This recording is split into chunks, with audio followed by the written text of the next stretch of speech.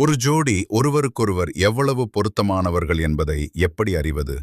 அவர்கள் எந்த விளையாட்டும் காட்டுவதில்லை, ஒருவரை ஒருவர் துரத்துவதில்லை, தொடர்பை துண்டிப்பதில்லை, குழப்பமான சமிக்ஞைகளை வழங்குவதில்லை. அவர்கள் விஷயங்களை சிக்கலாக்காமல் ஒருவருக்கொருவர் எப்போதும் துணையாகிருப்பார்கள். தங்கள் உண்மையான இயல்பிலேயே ஒருவருக்கொருவர் பாதுகாப்பாக உணர்வார்கள். எந்த பாவனையும் இல்லாமல், சிறுபிள்ளைத்தனமாக, சில நேரங்களில் சற்று வேடிக்கையாகவும் கூட.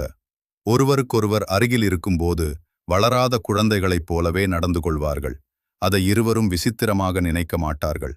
சண்டைகளுக்குப் பிறகு அவர்களே முதலில் சமாதானமாக முயற்சிப்பார்கள். பிரிந்து செல்வது என்பது அவர்களது அகராதியிலேயே இருக்காது. கௌரவத்திற்காக தங்கள் உறவை அழித்துக் கொள்வதை விட விவாதித்து சரிசெய்து முன்னேறுவதையே அவர்கள் விரும்புவார்கள். அவர்கள் அனைத்தையும் பகிர்ந்து கொள்ள விரும்புவார்கள். 1. ஏதாவது ஒரு நல்ல விஷயம் நடந்தால் அதை முதலில் மற்றவரிடம் சொல்ல வேண்டும் என்பதுதான் அவர்களின் முதல் எண்ணமாக இருக்கும். 2. சுவையான உணவை சாப்பிடும்போது அந்த நேரத்தில் மற்றவர் உடன் இருக்க வேண்டும் என்று விரும்புவார்கள். இதுதான் உண்மையான காதல். இது வெறும் பூரணத்துவமோ அல்லது தொடர்ச்சியான ரொமான்ஸோ அல்ல.